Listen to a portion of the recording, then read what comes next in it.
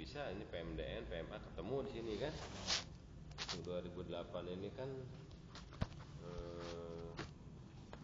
PMA berapa? Iya. PMA total biayanya berapa?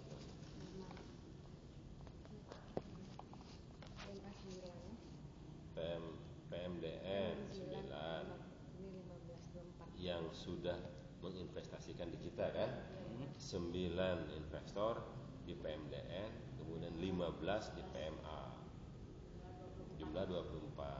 Totalnya adalah untuk PMDN berapa jumlahnya Pak? Jumlahnya 9 yang PMDN. PMA? Yang PMA 15. Jumlah 24 investor yang terrealisir di Sumatera Selatan. Yang terrealisasi Pak. Yang terrealisasi. Nah kita ini nggak ada target misalkan. Dengan total berapa? Dulu misalkan 10 nggak ada. Investasi Totalnya 39,93. Ini kan triliun kan Bu ini ya? Ya kan? 39 triliun 933 miliar 395 jadi juta. digenapi berapa? 39,93 triliun atau 40 boleh karena ini kan kurang. Itu sektor yang paling dominan apa itu Pak? Tambangan sama perkebunan. Pertama perkebunan ya, di sini nih ada nih bawahnya. Atau ini nggak apa-apa dikasih ini supaya fotokopi Pak ya. Kasih aja ini. Ini data perusahaannya kan ada di sini.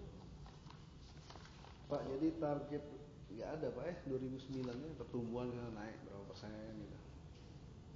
Bisa dihitung kan Bu? Ya bisa. Ya kan?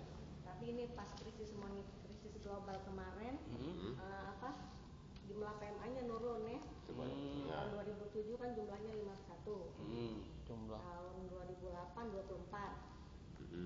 Tapi investasinya 2008 hampir 100% dari 2021.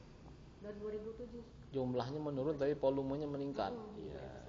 Berarti nilai investasinya naik, jumlah investornya berkurang. Berarti satu investor bisa besar kan gitu. Sektornya perkebunan sama pertambangan. 100% hampir meningkat. Hampir ya.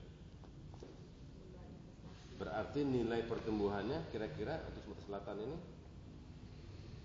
Sektor ini. Yang di dua sektor itu pertumbuhan. 6,7 lah kalau ada Pak ya. Yang terakhir itu kan? Iya.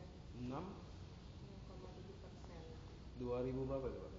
2008, 2009 berapa lah? Diperkirakan gitu bisa bertumbuh. Kayaknya potensinya coba kira-kira. Perkebunan sama pertambangan kan pasarnya masih menarik kan masih Pak. Menarik. Ya. Itu bisa 7 kali ya 7 atau 8. Perkebunan Pak. Perkiraan lah ya. Iya.